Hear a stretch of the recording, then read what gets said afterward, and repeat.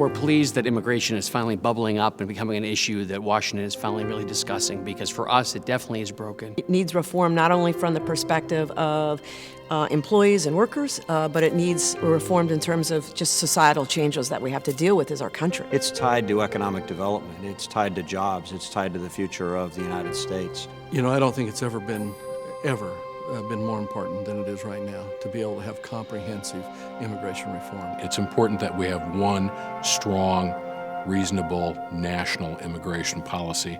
That's why we support the efforts of the U.S. Chamber to make this a priority with Congress and the President for fair and balanced and comprehensive immigration reform.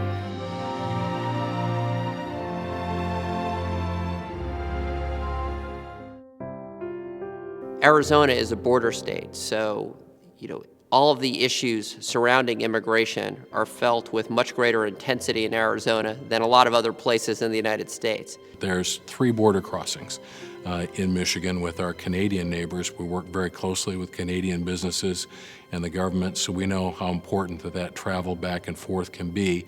We have to protect our borders, but we have to be a more welcoming country. But the fact is that our borders are more secure than they were. The fact is we have 12 million people in this country who are undocumented workers. We can't deport all those people. Just the effect on our families would be devastating, and the fact is we don't have the workforce to take those jobs.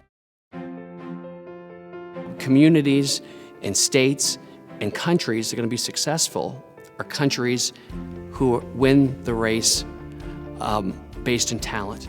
And if America is going to compete on talent, we have to realize we exist in a global economy, and we need to have workers from that global economy in the United States.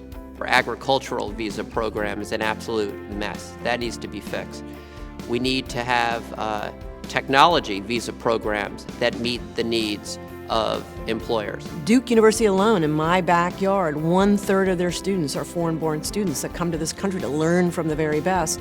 And at the end of that stay, we end up having to send them home. They get doctorate, PhDs, training, engineers, and then immediately we say, oh, and by the way, now that you have that and we've trained you for that, you can't stay.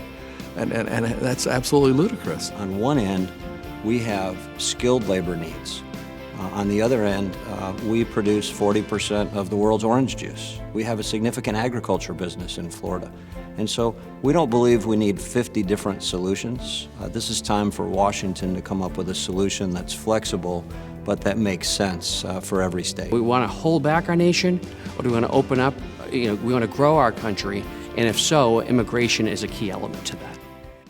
You can't continue the program that we're on now because it is almost de facto amnesty. You need certainty, and that's what the reform will provide. Right now, it's very uncertain in terms of whether those folks you hire are going to be in your workplace tomorrow or not. That entrepreneurial spirit that comes with the energy, the excitement, the enthusiasm, the work ethic, the family ties that many immigrant families have can be an extraordinary multiplier to a state's economic development efforts. What was America founded on? It was founded on immigrants coming from other countries.